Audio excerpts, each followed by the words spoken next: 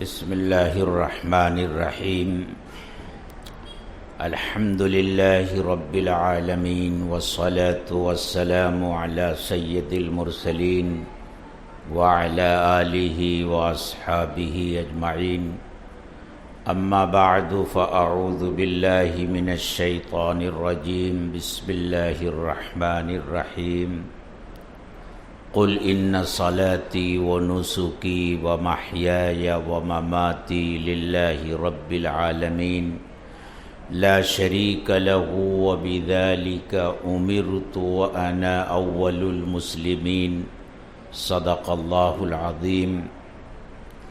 وقال النبي صلى الله عليه وسلم من أحب لله وأبغض لله وَأَعْطَى لِلَّهِ وَمَنَعَ لِلَّهِ فَقَدْ اسْتَكْمَلَ الْإِيمَانَ أَوْ كَمَا قَالَ عَلَيْهِ الصَّلَاةُ وَالسَّلَامُ.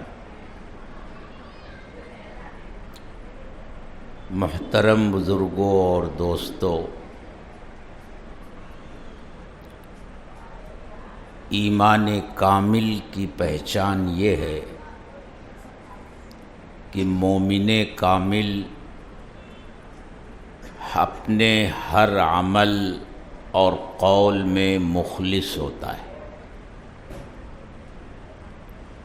اور اس کا ہر کام اور اس کی ہر بات اللہ کی رضا کے لیے ہوتی ہے. وہ اس دنیا میں جب تک زندہ رہتا ہے جو کچھ بھی کرتا ہے یا جو کچھ بھی کہتا اور بولتا ہے،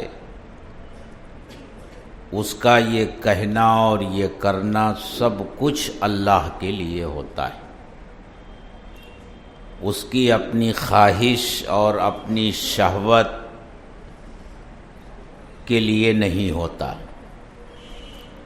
اور جب مومن بندہ اس مقام پر پہنچ جاتا ہے کہ اس کا ہر کام اور اس کی ہر بات، اس کا ہر قول اور ہر فعل اللہ کے لیے ہو جاتا ہے، اللہ کی رضا کے لیے ہو جاتا ہے،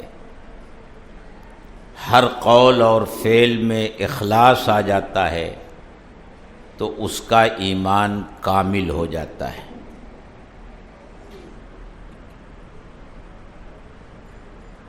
اسی لیے اللہ تبارک و تعالی نے خطاب فرمایا حضرت محمد الرسول اللہ صلی اللہ علیہ وسلم سے. خطاب تو آپ سے ہے، لیکن یہ جو کچھ کہا گیا آیت میں جو میں نے تلاوت کی، دراصل اس کے مخاطب ہم اور آپ ہیں، یہ پوری امت ہے. اللہ تعالیٰ نے حضرت محمد صلی اللہ علیہ وسلم سے کہا آپ کہہ دیجئے، قل آپ کہہ دیجئے، ان صلاتی و نسکی و محیای و مماتی للہ رب العالمین. میری نماز، میری قربانی، یا قربانی کے بجائے یہ ترجمہ کیجئے میری ہر عبادت، میری نماز اور میری ہر عبادت، میری زندگی اور میری موت، یہ سب کچھ اللہ رب العالمین کے لیے. یعنی میرا ہر قول اور میرا ہر فعل، میری یہ زندگی اور میری موت، سب کچھ اللہ رب العالمین کے لیے ہے. یعنی میرا مقصد اس سے صرف اللہ کو راضی کرنا ہے، اللہ کی خوشنودی حاصل کرنا ہے. یہ آپ سے کہلوایا گیا، لیکن دراصل اس کے مخاطب ہم اور آپ، یہ پوری امت ہیں. کہ اللہ کا مطالبہ ہر ایمان والے سے یہ ہے کہ ہر ایمان والے کا ہر قول و فعل اور ہر عمل اللہ کی رضا کے لیے ہو، اللہ کو خوش کرنے کے لیے ہو، کوئی اور مقصد اس کا نہ ہو۔ لیکن یہ بڑا اونچا مقام ہے، اور کسی اونچے مقام تک پہنچنے کے لیے محنت کرنی پڑتی ہے، جد و جہد کرنی پڑتی ہے، کوشش کرنی پڑتی ہے۔ آدمی اس مقام پر پہنچ جائے کہ وہ اللہ کا ہی ہو کر رہ جائے، اس کا ہر کام اللہ کے لیے ہو، اس کی ہر بات، ہر قول اللہ کے لیے ہو، یہ بڑا اونچا مقام ہے۔ اس کے لیے محنت کی ضرورت ہے، اس کے لیے کوشش کی ضرورت ہے۔ تو اللہ کے رسول صلی اللہ علیہ وسلم نے ارشاد فرمایا 4 کام کر لو، ایمان کے اس کامل درجے پر پہنچ جاؤ گے۔ ان 4 کاموں میں مشق کر لو، ان 4 کاموں کے ذریعے یہ مشق کر لو کہ یہ 4 کام تمہارے اللہ کے لیے ہو جائیں۔ اگر تم اس میں کامیاب ہو گئے تو یقین رکھو ہر کام تم اللہ کے لیے کرنے والے بن سکتے ہو، اور تمہارے لیے یہ آسان ہو جائے گا کہ تم اپنا ہر کام اللہ کے لیے کرنے والے بن جاؤ۔ وہ 4 کام کیا ہیں؟ وہ 4 کام ایسے ہیں جس کو انسان اس دنیا میں اپنی زندگی میں ضرور کرتا ہے اور کرنا پڑتا ہے، لیکن اس کے کرنے کے پیچھے انسان کے مختلف اغراض ہوتے ہیں، مختلف مقصد ہوتے ہیں، اس کی ہر انسان کی منشا الگ الگ ہوتی ہے، اور ان کاموں کو اللہ کے لیے خالص کر لینے میں بڑی دشواریاں پیش آتی ہیں۔ اس لیے اگر آدمی اس کی مشق کر لے کہ یہ 4 کام اللہ کے لیے کرنے والا بن جائے تو انشاءاللہ پوری زندگی اللہ کے لیے اور زندگی کے ہر کام کو اللہ کے لیے کرنے والا وہ بن جائے گا۔ مشہور صحابی ہیں حضرت ابو امامہ باہلی رضی اللہ تعالی عنہ، وہ روایت کرتے ہیں کہ اللہ کے رسول صلی اللہ علیہ وسلم نے ارشاد فرمایا من احب للہ و ابغض للہ، جس نے اللہ کے لیے محبت کی، جس نے اللہ کے لیے دشمنی کی، یہ 2 کام۔ اس دنیا میں آدمی رہتا ہے تو بہت سارے لوگوں سے وہ محبت کرتا ہے، اس دنیا میں رہتا ہے تو اس کے مخالفین بھی رہتے ہیں، اس کے دشمن بھی رہتے ہیں، ان کی وہ مخالفت بھی کرتا ہے، ان کے ساتھ دشمنی بھی کرتا ہے۔ لیکن یہ محبت اور یہ دشمنی الگ الگ نظریے سے اور الگ الگ مقصد سے کی جاتی ہے۔ آدمی اپنے ماں باپ سے بھی محبت کرتا ہے، اور یہ محبت فطری اور طبعی ہوتی ہے۔ اپنی اولاد سے محبت کرتا ہے، بھائی بھائی سے، بہنوں سے محبت کرتا ہے، شوہر بیوی سے محبت کرتا ہے، بیوی اپنے شوہر سے محبت کرتی ہے، اپنے رشتہ داروں سے لوگ محبت کرتے ہیں، تعلق رکھنے والوں سے محبت کرتے ہیں۔ لیکن محبت کیوں کرتے ہیں؟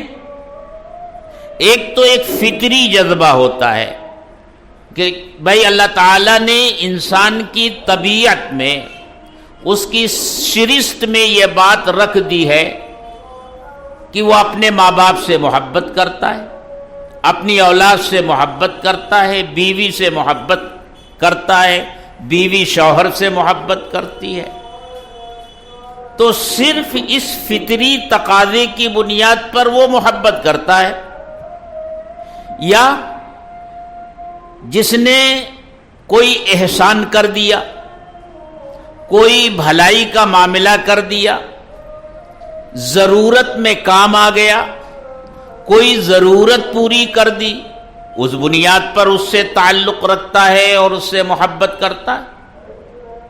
یہی حال دشمنی اور عداوت کا بھی ہے، مخالفت کا بھی ہے۔ مخالفت اور دشمنی مختلف بنیادوں پر لوگ کرتے ہیں، اور یہ دونوں سلسلے ہر ایک کے ساتھ ہیں۔ وہ محبت بھی کرتا ہے اور وہ دشمنی بھی کرتا ہے، مخالفت بھی کرتا ہے۔ اللہ کے رسول صلی اللہ علیہ وسلم ارشاد فرماتے ہیں، جس کی محبت اللہ کے لیے ہو جائے، یعنی اگر وہ اپنے ماں باپ سے محبت کرتا ہے تو یہ محبت اس لیے نہیں کہ اس کے ماں باپ ہیں، بلکہ یہ محبت اس لیے ہو کہ اللہ نے ان کے ساتھ محبت کرنے کا حکم دیا ہے، اس جذبے سے وہ ان کے ساتھ محبت کرتا ہے۔ اولاد کے ساتھ محبت ایک فطری تقاضا ہے، ایک طبعی تقاضا ہے، اس طبعی تقاضے سے تو وہ محبت کرتا ہی ہے، لیکن اس کے ذہن میں یہ ہو کہ میرے رب کا یہ حکم ہے کہ میں اپنی اولاد کے ساتھ محبت کا معاملہ کروں۔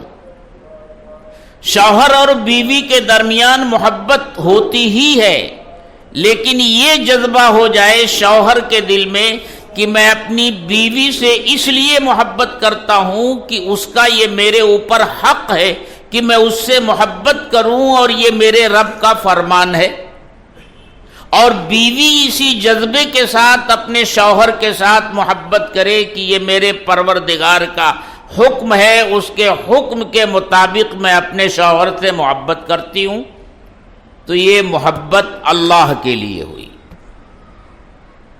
محبتیں ہم کرتے ہیں، لیکن ذہنوں میں یہ چیز نہیں ہوتی۔ اس کو اجاگر کرنے کی ضرورت ہے کہ یہ میں ساری محبت اس لیے کرتا ہوں کہ یہ میرے رب کا حکم ہے، اور اس کے حکم کو بجا لانے کے لیے میں ان لوگوں سے محبت کرتا ہوں۔ یہی حال دشمنی کا ہے۔ دشمنی اللہ کے لیے ہو، اپنے نفس کے لیے نہ ہو، اپنے مطلب کے لیے نہ ہو، اپنا مقصد حاصل کرنے کے لیے نہ ہو۔ اگر آپ کسی سے ناراض ہوتے ہوں تو اس بنیاد پر کہ وہ اللہ کی نافرمانی کر رہا ہے، اس لیے آپ اس سے ناراض ہیں۔ آپ اگر کسی کے مخالف ہیں تو اس بنیاد پر کہ وہ اللہ کی اور اس کے رسول کی مخالفت کرتا ہے، اس بنیاد پر نہیں کہ آپ کے کسی مقصد کو حاصل کرنے میں وہ روڑا بن رہا ہے، وہ رکاوٹ بن رہا ہے، آپ کی خواہشات پوری کرنے میں وہ رکاوٹ بن رہا ہے، اس بنیاد پر آپ اس کی مخالفت کریں اور اس کے ساتھ دشمنی رکھیں، تو یہ دشمنی اللہ کے لیے نہیں ہوگی، اپنے نفس کے لیے ہوگی۔ من احب للہ وابغض للہ، جس نے اللہ کے لیے محبت کی اور اللہ ہی کے لیے دشمنی کی۔ حضرات صحابہ کرام کی زندگیوں کو آپ دیکھیے اور ایک ایک صحابی کی زندگی کو کھنگالیے، ان کی زندگیوں میں یہ دو وصف نمایاں طور سے ملیں گے کہ وہ اگر کسی سے محبت کرتے تھے تو اللہ کے لیے کرتے تھے، وہ کسی سے دشمنی رکھتے تھے تو صرف اللہ کے لیے دشمنی رکھتے تھے اور کوئی وجہ نہیں ہوتی تھی۔ ایک واقعہ ہے، ذرا طویل ہے، لیکن اس واقعے کے اندر دو باتیں ہیں جس سے واضح ہوتا ہے کہ صحابہ کرام کی محبت ہو یا ان کی عداوت اور دشمنی اور مخالفت ہو، وہ اللہ کے لیے ہی ہوتی تھی، اپنے کسی مقصد کے لیے نہیں ہوتی تھی۔ غزوہ احزاب اور غزوہ خندق کا نام تو آپ نے سنا ہی ہے۔ پورا عرب متحد ہو کر کے مدینے کے اوپر حملہ آور ہوا تھا۔ اللہ کے رسول صلی اللہ علیہ وسلم نے حضرت سلمان فارسی رضی اللہ تعالی عنہ کے مشورے سے خندق کھدوائی تھی، اور اس خندق کے ذریعے آپ نے ان مشرکین کو مدینے میں داخل ہونے سے روک دیا تھا۔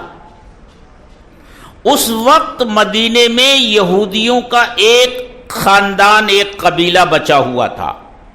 بنو قینقاع اور بنو نذیر یہ پہلے ہی مدینے سے نکالے جا چکے تھے۔ بنو قریظہ یہودیوں کا قبیلہ تھا، یہ مدینے میں تھا، اندر تھا۔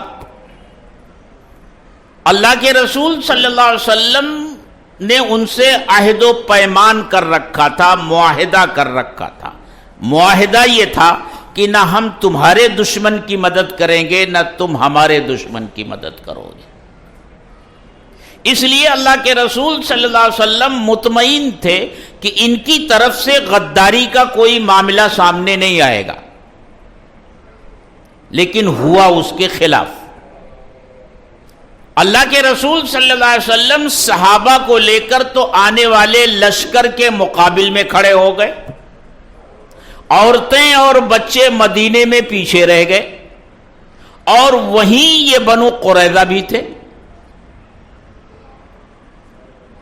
ہوئی ابن اخطب جو بنو نذیر کا سردار تھا اور اللہ کے رسول صلی اللہ علیہ وسلم کا خسر بھی تھا، حضرت صفیہ رضی اللہ تعالی عنہا کا باپ بھی تھا،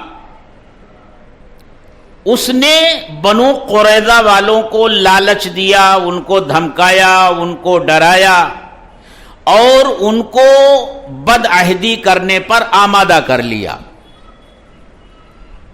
جب اللہ کے رسول صلی اللہ علیہ وسلم تک ان کے بدعہدی کی خبر پہنچی کہ انہوں نے عہد و پیمان توڑ دیا ہے، تو اب بڑی نازک صورتحال پیدا ہو گئی۔ لڑنے کے قابل جو تھے وہ تو مکہ اور اطراف سے آنے والی فوج کے سامنے کھڑے تھے، پیچھے عورتیں اور بچے تھے، اور ان کے قریب ہی یہ بنو قریظہ کے لوگ تھے جنہوں نے پہلے سے جنگی تیاریاں شروع کر رکھی تھی۔ خطرہ یہ پیدا ہو گیا کہ کہیں یہ بدباطن عورتوں اور بچوں پر حملہ نہ کر دیں۔ جب اللہ کے رسول صلی اللہ علیہ وسلم کو یہ خبر پہنچی تو آپ نے تحقیق حال کے لیے صحابہ کرام کو بھیجا۔ ان صحابہ کرام میں حضرت سعد ابن معاذ تھے، سعد ابن عبادہ تھے، اسی طرح اور دو صحابی اور تھے۔ سعد ابن معاذ رضی اللہ تعالی عنہ انصار کے قبیلے اوس سے تعلق رکھتے تھے، اور قبیلے اوس اور بنو قریظہ کے درمیان اچھے تعلقات تھے۔ جب اوس اور خزرج کے درمیان کوئی لڑائی ہوتی تھی تو یہ بنو قریظہ قبیلے اوس والوں کی مدد کرتے تھے، اس لیے اوس اور بنو قریظہ کے درمیان حلیفانہ تعلق تھے، دوستی تھی۔ حضرت سعد بھی تشریف لے گئے، لیکن ان لوگوں نے بڑی بے رخی سے گفتگو کی۔ جب ان کو یاد دلایا گیا کہ تم نے عہد و پیمان کر رکھا ہے حضرت محمد صلی اللہ علیہ وسلم سے، تو انہوں نے کہا کون ہے محمد، کون ہے رسول اللہ، کیسا عہد و پیمان؟ گالیاں تک بکیں، گستاخیاں بھی کی، اتنی شرارت پر وہ آمادہ ہو گئے تھے۔ اللہ کے رسول صلی اللہ علیہ وسلم نے فرمایا تھا کہ دیکھو، اگر تمہیں یہ پتہ چلے کہ انہوں نے بدعہدی کی ہے تو یہاں آنے کے بعد صاف صاف مت بتانا، ورنہ لوگوں کے حوصلے ٹوٹ جائیں گے، اور اگر یہ پتہ چلے کہ انہوں نے بدعہدی نہیں کی ہے تو صاف صاف بتا دینا۔ جب یہ حضرات واپس آئے تو صرف انہوں نے یہ کہا کہ اے اللہ کے رسول، عزل و قارہ، عزل و قارہ اس واقعے کی طرف اشارہ ہے جب عضل و قارہ کے لوگوں نے دھوکہ دے کر 70 صحابہ کرام کو اس بہانے سے لے کر کہ ہمارے قبیلے میں دین کو سکھانے والے چاہیے، وہ لے کر گئے تھے اور انہیں بے دردی کے ساتھ شہید کر دیا تھا، تو اشارہ کر دیا کہ وہ بدعہدی کر رہے ہیں جس طرح عضل و قارہ والوں نے بدعہدی کی تھی۔ لیکن یہ بات چھپی نہیں رہ گئی، پورے لشکر میں یہ خبر پہنچ گئی، بڑی عجیب صورتحال پیدا ہو گئی، ایسی صورتحال پیدا ہو گئی قرآن اس کا نقشہ کھینچتا ہے کہ لوگوں کی کیفیت کیا ہو گئی یہ سن کر کے۔ وَإِذْ زَاغَتِ الْأَبْصَارُ وَبَلَغَتِ الْقُلُوبُ الْحَنَاجِرَ وَتَظُنُّونَ بِاللَّهِ الظُّنُونَ هُنَالِكَ ابْتُلِيَ الْمُؤْمِنُونَ وَزُلْزِلُوا زِلْزَالًا شَدِيدًا، آنکھیں کج ہو گئیں، دل اچھل کر حلق میں آ گئے۔ وَبَلَغَتِ الْقُلُوبُ الْحَنَاجِرَ وَتَظُنُّونَ بِاللَّهِ الظُّنُونَ، اور اللہ کے بارے میں تم طرح طرح کے گمان کرنے لگے۔ هُنَالِكَ ابْتُلِيَ الْمُؤْمِنُونَ، یہاں اللہ نے ایمان والوں کی آزمائش کی، وَزُلْزِلُوا زِلْزَالًا شَدِيدًا، اور انہیں خوب جھٹکے دیے۔ ایسی صورتحال پیدا ہو گئی، اور خود اللہ کے رسول صلی اللہ علیہ وسلم کا یہ حال ہوا کہ آپ نے یہ خبر سنی تو اپنا چہرہ کپڑے سے ڈھک کر کے اور لیٹ گئے۔ صحابہ کو اور زیادہ فکر دامن گیر ہوئی۔ تھوڑی دیر کے بعد اللہ کے رسول صلی اللہ علیہ وسلم نے سر اٹھایا اور ارشاد فرمایا کہ اللہ نے مدد کا وعدہ کر لیا ہے۔ پھر اللہ کی مدد آئی اور وہ لشکر جو جمع ہو کر کے آیا تھا وہ منتشر ہوا، اور آپ اطمینان کے ساتھ مدینے واپس آئے۔ آپ ابھی مدینہ پہنچ کر غسل ہی فرما رہے تھے کہ جبریل امین آ گئے اور آ کر عرض کیا کہ اے اللہ کے رسول، آپ نے ہتھیار ڈال دیے لیکن فرشتوں نے ابھی ہتھیار نہیں ڈالے ہیں، اللہ کا حکم ہے کہ بنو قریظہ کی طرف چلا جائے، میں فرشتوں کی جماعت لے کر بنو قریظہ کی طرف آگے آگے چل رہا ہوں، ان کے دلوں میں رعب ڈالتا۔ اللہ کے رسول صلی اللہ علیہ وسلم نے اعلان فرما دیا کہ لوگ بنو قریظہ کی طرف کوچ کریں اور ہر آدمی عصر کی نماز بنو قریظہ پہنچ کر پڑھے۔ اب صحابہ روانہ ہو گئے بنو قریظہ کی طرف، لیکن وقت اتنا تنگ تھا کہ سفر کے ہی دوران عصر کا وقت آ گیا، اور خطرہ یہ ہوا کہ اگر عصر راستے میں نہیں پڑھی تو قضا ہو جائے گی، تو کچھ لوگوں نے تو عصر راستے میں ہی پڑھ لی، یہ سمجھ کر کہ اللہ کے رسول کا حکم جلدی پہنچنے کا تھا، جلدی کرو، عصر کی نماز وہاں پہنچ کر پڑھو۔ مقصد یہ نہیں تھا کہ ہر حال میں عصر کی نماز بنو قریظہ میں پڑھنی ہے، اور کچھ لوگوں نے یہ فیصلہ کیا کہ نہیں، جب اللہ کے رسول نے بنو قریظہ میں پہنچ کر نماز پڑھنے کا حکم دیا ہے تو ہم وہیں پہنچ کر نماز پڑھیں گے۔ انہوں نے وہاں پہنچ کر نماز پڑھی، ان کی عصر کی نماز قضا ہو گئی۔ جب اس کی اطلاع اللہ کے رسول صلی اللہ علیہ وسلم کو دی گئی تو آپ نے نہ اس جماعت کو کچھ کہا نہ اس جماعت کو کچھ کہا، جس نے راستے میں عصر کی نماز پڑھ لی تھی نہ اس کو کچھ کہا، اور جس نے بنو قریظہ میں پہنچ کر نماز پڑھ لی تھی نہ اس کو کچھ کہا۔ ہمارے علماء لکھتے ہیں کہ اس سے ایک نتیجہ یہ نکلتا ہے کہ اگر ایسی بھی صورت ہو سکتی ہے کہ اختلاف ہو جائے اور حق ادھر بھی ہو اور حق ادھر بھی ہو، یہ کوئی ضروری نہیں ہے کہ اختلاف کی صورت میں ایک جماعت حق پر ہو اور دوسری جماعت باطل پر ہو۔ ایسا بھی ہو سکتا ہے کہ اختلاف ہو جائے اور دونوں جماعتیں حق پر ہوں، جیسا یہاں ہوا۔ اللہ کے رسول صلی اللہ علیہ وسلم نے نہ ان کو کچھ کہا نہ ان کو کچھ کہا، یہی صورتحال ہمارے ائمہ کے درمیان جو اختلاف ہے وہی ہے. بعض لوگ یہ دھوکہ دیتے ہیں کہ بھائی ایسا کیسے ہو سکتا ہے کہ حنفی بھی حق پر ہو، شافعی بھی حق پر ہو، مالکی بھی حق پر ہو اور حنبلی بھی حق پر ہو.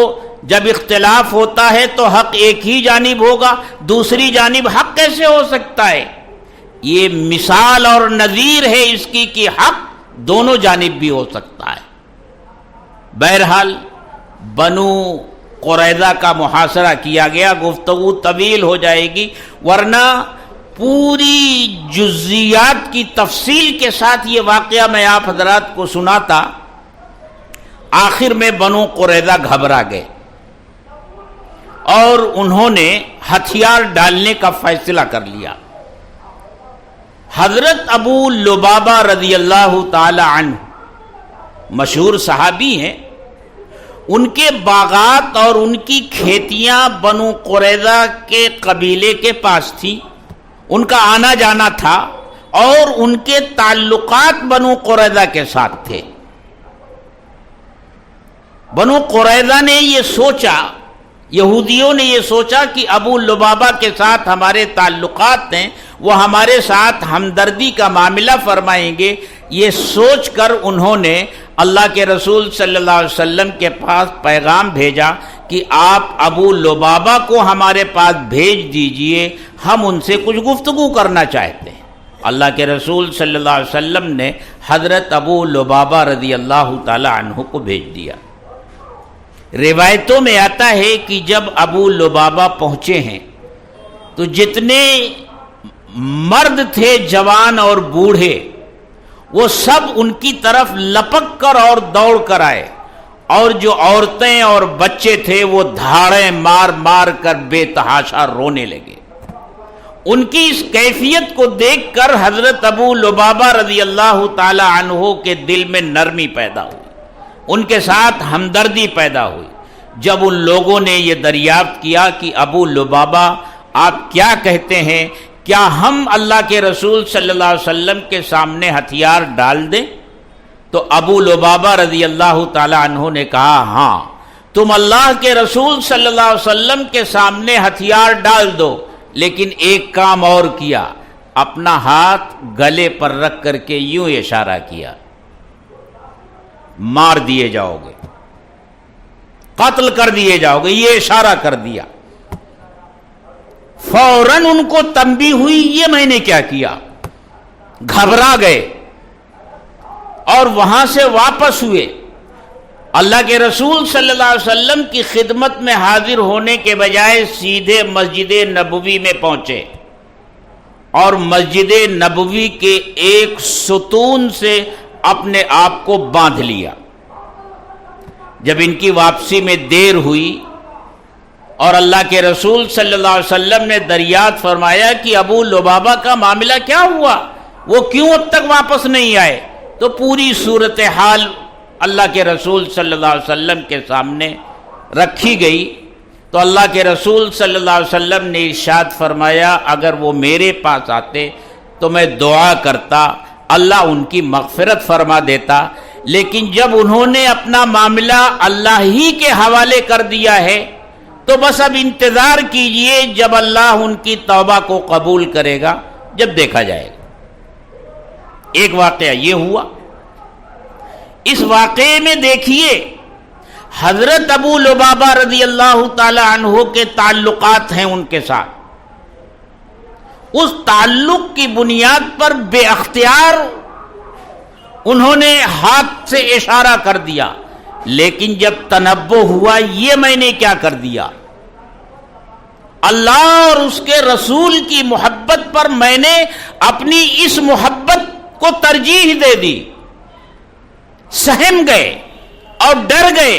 یہ کیا ہوا، میری محبت تو اللہ کے لیے ہے، میرا تعلق تو اللہ کے لیے ہے، میرا جینا اور مرنا تو اللہ کے لیے ہے، یہ میں نے کیا کیا، یہ میں نے کیا خیانت کر دی.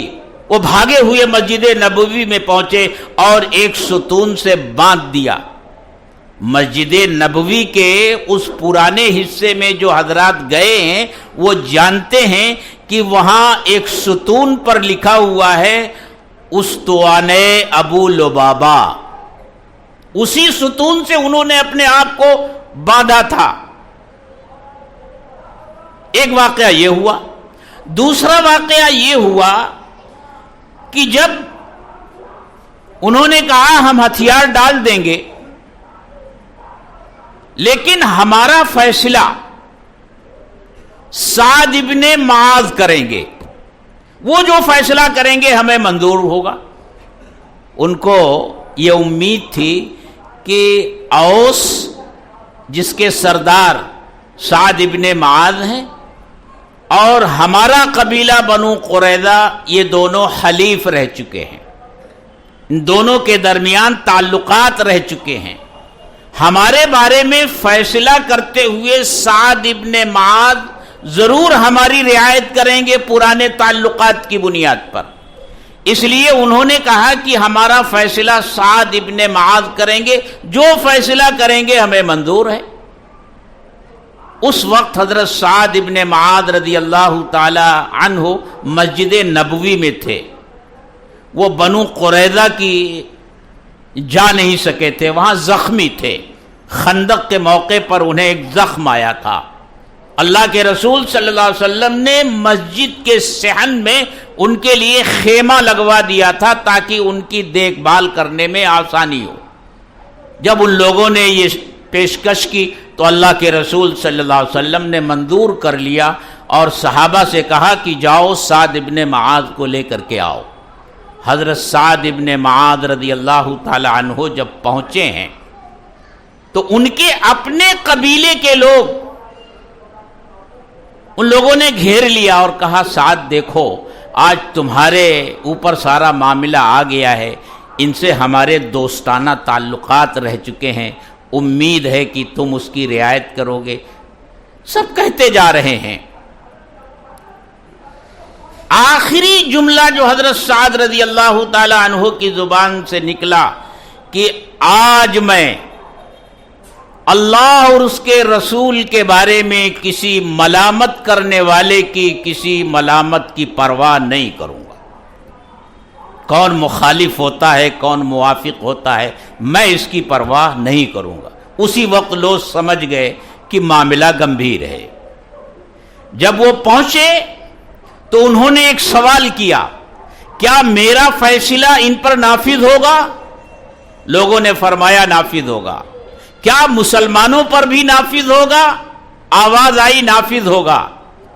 اور پھر آپ نے فرمایا کیا ان پر بھی نافذ ہوگا؟ اشارہ اللہ کے رسول صلی اللہ علیہ وسلم کی طرف تھا، تو آپ نے ارشاد فرمایا ہاں مجھے بھی منظور ہے۔ سعد ابن معاذ رضی اللہ تعالی عنہ نے تمام دوستانہ تعلقات ایک سر کنارے کرتے ہوئے فرمایا اس میں سے جو لڑنے کے قابل ہیں، جو بالغ اور جوان مرد ہیں، ان سب کو قتل کر دیا جائے، بچے اور عورتوں کو قیدی بنا کر انہیں غلام بنا لیا جائے۔ جب حضرت سعد ابن معاذ رضی اللہ تعالیٰ عنہ نے یہ فیصلہ سنایا تو اللہ کے رسول صلی اللہ علیہ وسلم نے فرمایا سعد ابن معاذ نے وہ فیصلہ کیا ہے جو فیصلہ آسمانوں پر ہو چکا ہے۔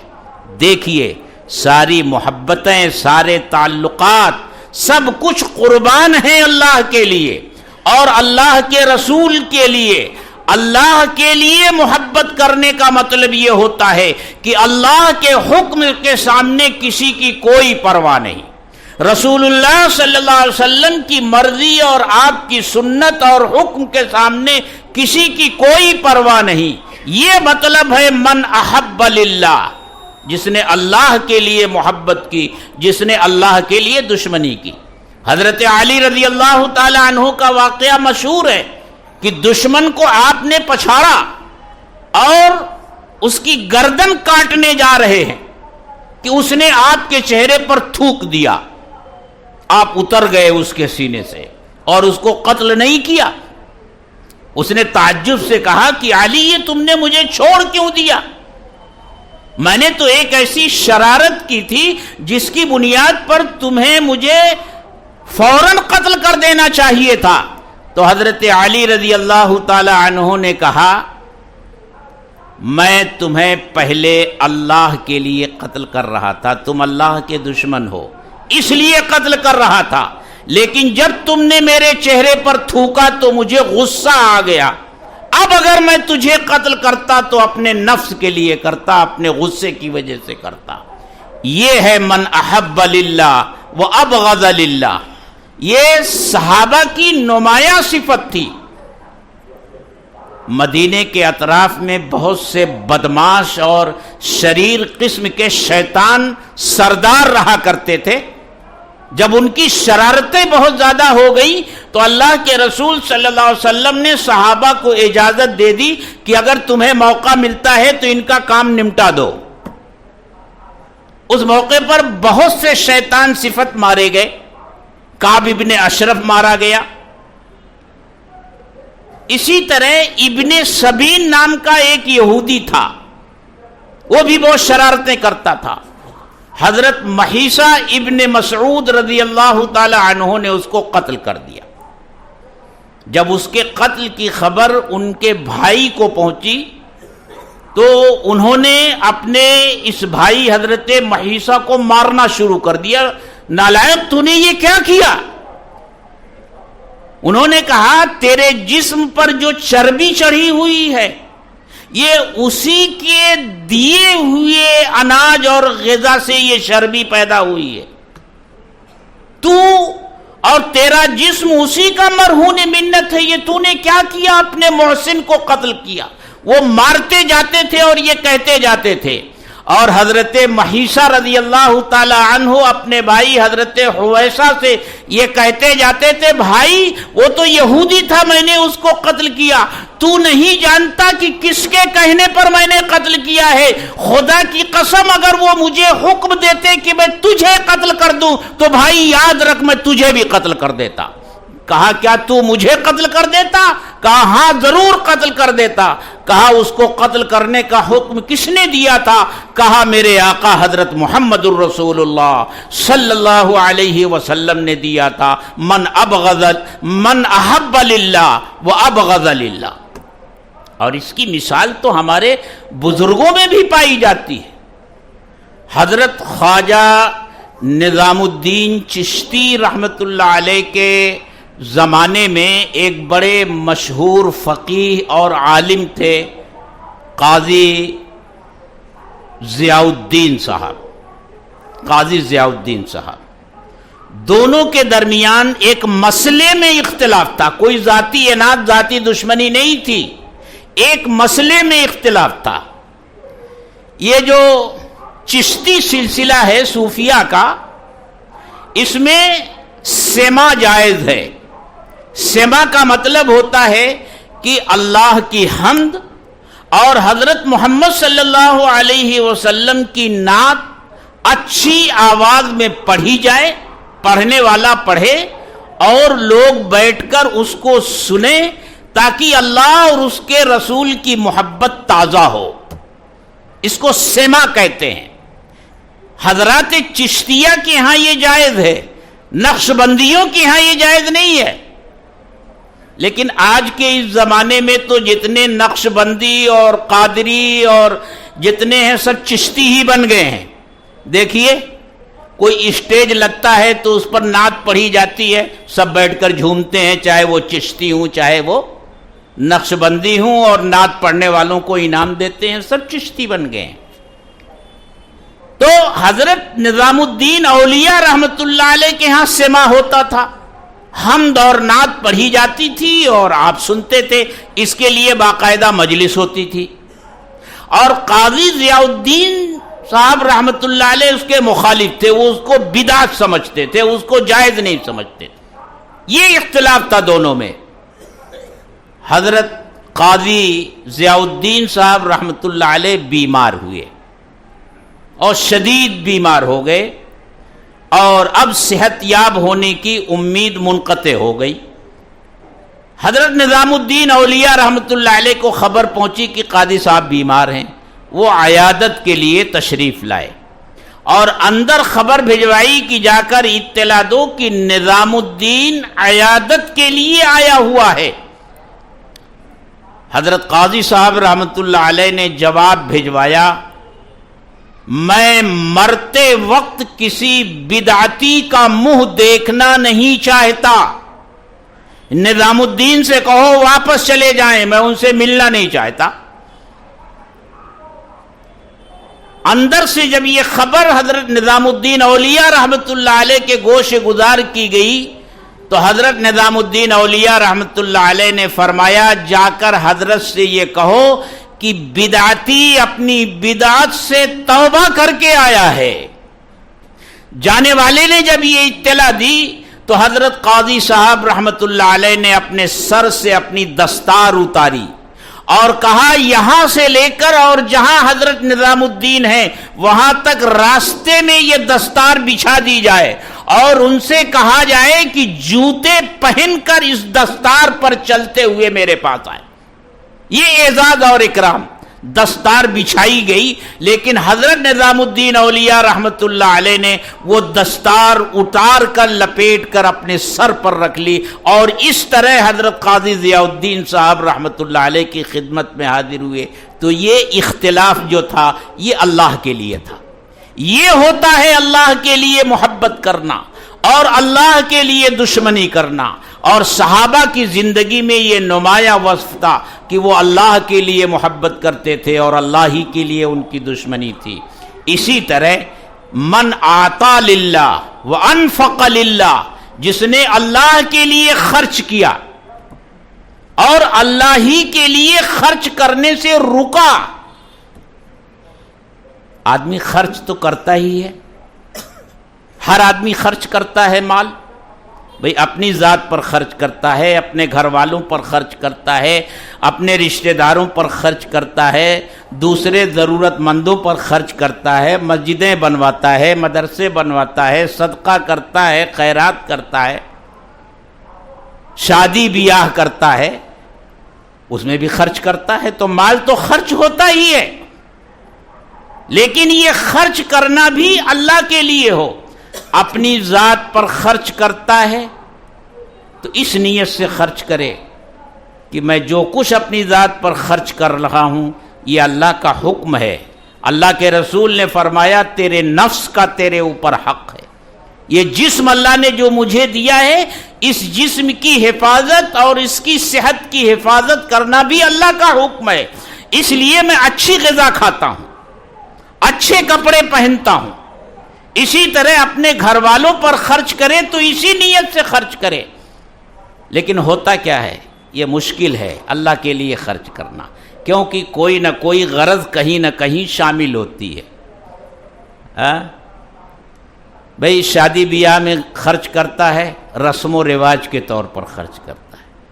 آج کل ہوتا کیا ہے جانتے ہو، غریب سے غریب آدمی ہے، وہ جب شادی کرتا ہے لڑکے کی ہو یا لڑکی کی، حالانکہ وہ لوگوں سے چندہ مانگ کر شادی کا انتظام کرتا ہے، ان کے وہاں جا کر ہاتھ پھیلاتا ہے خدا کے لیے مدد کر دو، لیکن جب پروگرام کرتا ہے تو 1000 آدمی کا، 1200 آدمی کا، اور جب اس سے کہا جاتا ہے اللہ کے بندے یہ کیا کر رہا ہے، جانتے ہو کیا کہتا؟ گھر والے نہیں مانتے، وہ کہتے ہیں جب کھایا ہے تو کھلانا ہی پڑے گا، کھایا ہے تو کھلانا ہی پڑے گا۔ اور یہی جذبہ ہوتا ہے کھلانے والوں کا، بھائی جن کا کھایا ہے ان کو نہیں کھلائیں گے تو لوگ کیا کہیں گے۔ تو یہ بھی خرچ کرنا ہے، لیکن یہ خرچ کرنا اللہ کے لیے خرچ کرنا نہیں ہے۔ تو خرچ کرنا بھی ہوتا ہے اور خرچ کرنے سے رکنا بھی ہوتا ہے، وہ بھی اللہ کے لیے۔ اگر رسم و رواج میں خرچ نہ کرے تو گھر والے ہی کہتے ہیں بھائی اگر یہاں نہیں خرچ کرو گے تو لوگ کیا کہیں گے، نہیں کہو گے، نہیں خرچ کرو گے تو لوگ کیا کہیں گے۔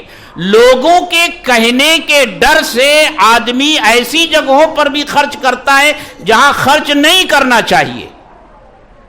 تو یہ 4 کام بتائے گئے، اللہ ہی کے لیے محبت، اللہ ہی کے لیے دشمنی، اللہ ہی کے لیے خرچ کرنا اور اللہ ہی کے لیے خرچ کرنے سے رکنا۔ ان 4 کاموں کی آدمی اگر مشق کر لے کہ یہ 4 کام اللہ ہی کے لیے وہ کرے گا تو انشاءاللہ زندگی کا ہر کام اس کے لیے اللہ کے لیے کرنا آسان ہو جائے گا۔ اس لیے اللہ کے رسول صلی اللہ علیہ وسلم نے فرمایا من احب للہ وابغض للہ، جس نے اللہ کے لیے محبت کی، اللہ کے لیے دشمنی کی، وَأَعْطَى لِلَّهِ وَمَنَعَ لِلَّهِ، اللہ ہی کے لیے دیا اور اللہ ہی کے لیے روکا، فَقَدِ اسْتَكْمَلَ الْإِيمَانِ، تو اس نے اپنے ایمان کو کامل کر لیا، اپنے ایمان کو مکمل کر لیا۔ اللہ تعالی ہم سب کو اس کی توفیق عطا فرمائے۔ وآخر دعوانا الحمدللہ۔ کوئی اور اعلان ہے بھائی؟ ہاں دیکھو یہ، ہاں بھائی آپ حضرات کو یاد ہوگا زیادہ دن ہو گئے میں نے ایک اعلان کیا تھا کہ ہمارے یہاں پرائمری اور ہائی اسکول جو چلتا ہے تو اس کے ساتھ جو بچے یہاں پڑھتے ہیں ناظرہ قرآن شریف ان کو اسکول ہی میں پڑھایا جاتا ہے۔ البتہ جو بچے دوسری اسکولوں میں پڑھنے جاتے ہیں ان کے لیے یہاں کوئی انتظام نہیں تھا، تو ہم نے اعلان کیا تھا کہ اس کا انتظام ہم نے کیا ہے، لہذا جو لوگ اپنے بچوں کو دوسری اسکولوں میں پڑھاتے ہیں اگر وہ قرآن شریف اور دینیات یہاں پڑھانا چاہتے ہیں اسکول کے وقت کے علاوہ تو ان کے لیے انتظام کیا گیا۔ الحمدللہ وہ سلسلہ شروع ہے، مہینوں سے شروع ہے، اور ہمارے یہ مؤذن صاحب ظہر کے بعد ان بچوں کو پڑھاتے ہیں۔ لیکن ایسا لگا کہ لوگوں کو زیادہ اس سلسلے میں فکر نہیں ہے، زیادہ توجہ نہیں ہے، اس لیے 15 سے 20 بچے آئے ہوئے جن کو ہمارے مؤذن صاحب پڑھاتے ہیں۔ ہمارا ارادہ تو یہ تھا جتنے بچے آئیں گے پڑھانے والوں کو ہم بڑھاتے جائیں گے، زیادہ بچے آئیں گے تو اور لوگوں کو لگائیں گے، لیکن لوگ اس طرف توجہ نہیں دے رہے ہیں۔ میرے بھائیوں، قرآن کریم سیکھنا اور سکھانا یہ بڑی عظیم چیز ہے اور بڑی عظیم دولت ہے۔ اللہ کے رسول صلی اللہ علیہ وسلم نے اس کی فضیلت بہت بیان فرمائی ہے، اس لیے کوئی مسلمان بچہ ایسا نہیں رہنا چاہیے جو قرآن شریف پڑھنا نہ جانتا ہو۔ اس لیے ہمارے وہ بھائی جو اب تک اس سلسلے میں فکر مند نہیں ہے ان کی توجہ میں اس طرح مبذول کرانا چاہتا ہوں کہ اس سلسلے میں فکر کریں۔ اگر انہوں نے کہیں اور انتظام کر رکھا ہے تو کوئی بات نہیں، پڑھائیں، ضرور پڑھائیں۔ اگر وہاں بچے پڑھ رہے ہیں تو پڑھیں، وہاں اگر نہیں بھیج رہے ہیں، بچے اپنا وقت فارغ گزار رہے ہیں، کھیل کود میں گزار رہے ہیں، تو یہاں بھیجیں، مدرسے میں ان کے ناظرہ قرآن شریف پڑھنے کا انتظام کیا گیا۔